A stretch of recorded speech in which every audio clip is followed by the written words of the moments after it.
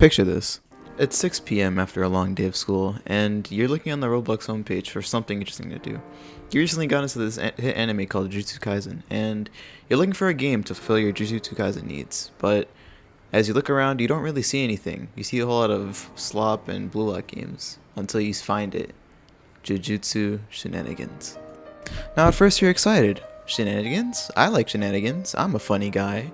I also like Jujutsu, and it looks like there's a Gojo ripoff on the thumbnail, so what could this game possibly be about? You hop in the game, and the first thing you are presented with is you're holding Nanami's cleaver for some reason. You walk around looking for some type of objective or goal, but there doesn't seem to be one in sight. However, there's a character tab at the top left, and there's a bunch of characters, some that you don't even know of. Kinda confused, you walk around for a little bit and decide, I guess I'll punch somebody, and you end up doing that.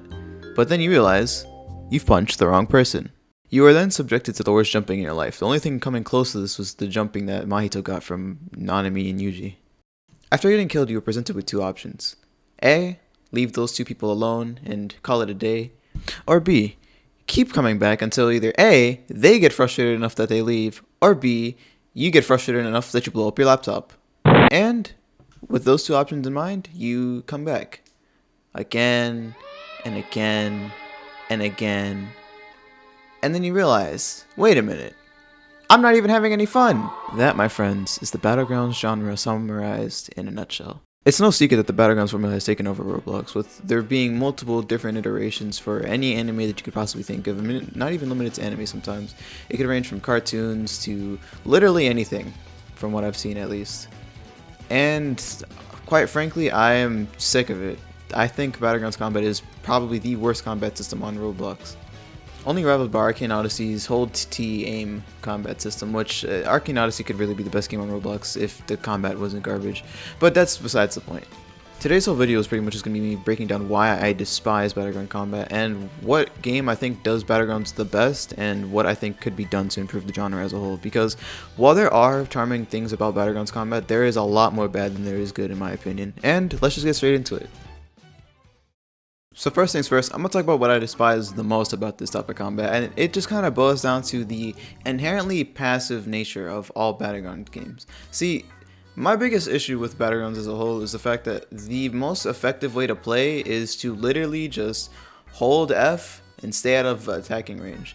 And while some people do enjoy playing defensively, and I can understand defense is an essential part to all combat games, there's a difference between games that literally like influence non-reactivity or like not interacting and games that like have a good balance of like defense and offense. I feel like any good fighting game or just game in general should have some type of like rock paper scissors system inside of it. And to give credit where it's due, Battlegrounds actually do have this in a sense at least.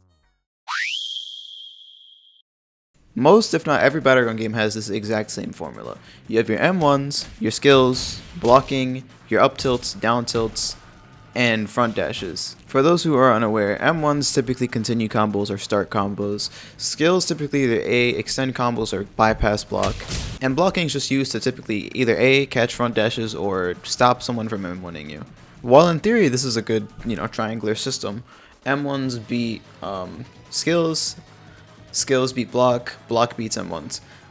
And while in theory that is good, that's not how they work.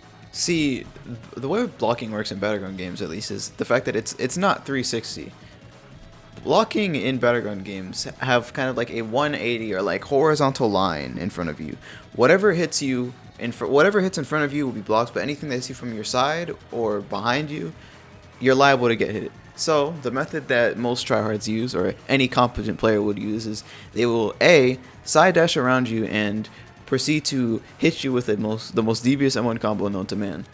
Or B, they'll try and bait you out and hit you with some type of skill or something that just automatically starts a free combo for them. And before someone starts typing in the comments, I'm not saying that I think skill should be the only way to bypass block. I think it's good that you can bypass block from just getting behind somebody or like flanking them. However, I do take issue with how easy it is to convert off of that said flank and just get a full combo off of, when a lot of the time it's not even reactable when somebody does a side dash M1. You get side dashed M1 and then you proceed to get comboed to at least like 50 to 70% if you already burned your side dash. And by the way, I forgot to talk about dashing. The dash mechanic in Battleground games kind of goes as follows. There's your front dash, which is typically a combo starter / extender depending on what instance you're in. A side dash, which is typically your most used movement option because of its burst speed and just versatility. And your back dash, which is typically only used to like run away or like space out easily. But a lot of Battleground games don't really have a good back dash. That's besides the point. That's getting into another can of worms. The point is, those are the four, ways you can dash. However, Battleground games actually adopt this pretty unique thing, and I'll give them that. They have what they call ragdoll canceling. See, once you get knocked into the ground, you're not just kind of stuck on the floor waiting to recover. You can't tech like this is Smash. You actually have to use your dash to cancel fallen state, like the ragdoll state. From there, you can kind of set up plays and even reversal a lot of situations, but that's the end of the beauty in my opinion. Because, to circle back to my original point before I talk about dashing, it is so easy to convert off of a single on one that it just is infuriating when fighting the correct person. Let's take a simple character like Yuji or Hikari for example. Your main game plan is to simply wait till your opponent either A, fucks up in some type of way, B, you see an opportunity to side dash and win them, or C, just wait till they do anything or just find a way to get past their block. Once you've done one of those things, you are secure and you have the easiest combo to at least 50 to 60% of their HP. All because either A, they made one mistake, or B, you just got lucky. Or hey, surprise C option, their ping is too high for them to even react to the fact that you side dash behind them and decided to hit them with the meanest 1, 2, 5, 6, 8, H78 piece that they've ever seen in their life. So to summarize this part of the video, while I do think the Battlegrounds format has a decent way of going about things, my biggest issue with it kind of just stems from the fact that it is insanely easy to profit off of being passive in this game. A lot of the time you can't really react to aggression, and that's fine in some instances, but it is way too easy to get a big profit off of just waiting or just doing an unreactable option.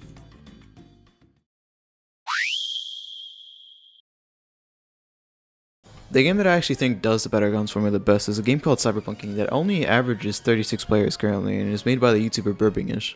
And before people start thinking this is an ad, let me cook. See, Cyberpunking actually addresses a lot of the issues that I have with Battleground games with a simple system called a stagger system. The premise is really simple. Everybody has 3 hits that they can take. After those 3 hits, they will be locked into stun for a couple seconds. However, while they're not staggered, they can actually block in between your M1 combo.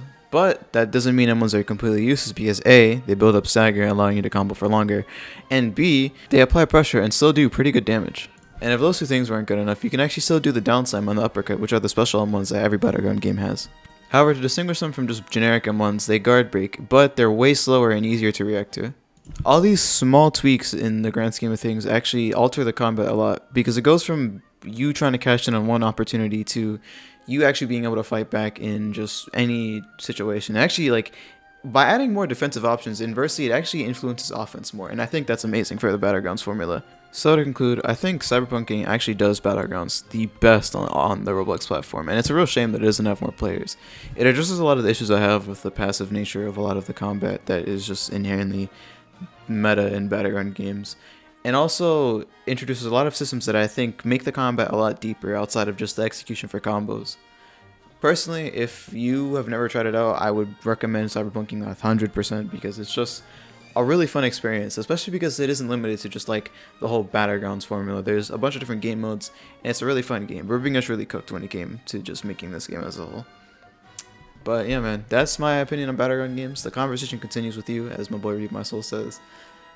Let me know what y'all think in the comments. I might get a lot of shit for this, but I'm willing to listen as long as you formulate your comment and actually take a second to think rather than just spewing your hate. I would appreciate if you kind of did that, but that's not here nor there. This has been a long video, but yeah, man, I appreciate it for you making it this far, hopefully, and yeah, please like and subscribe if you're gonna stick around, and yeah, man, have a good day, night, or noon, wherever you are.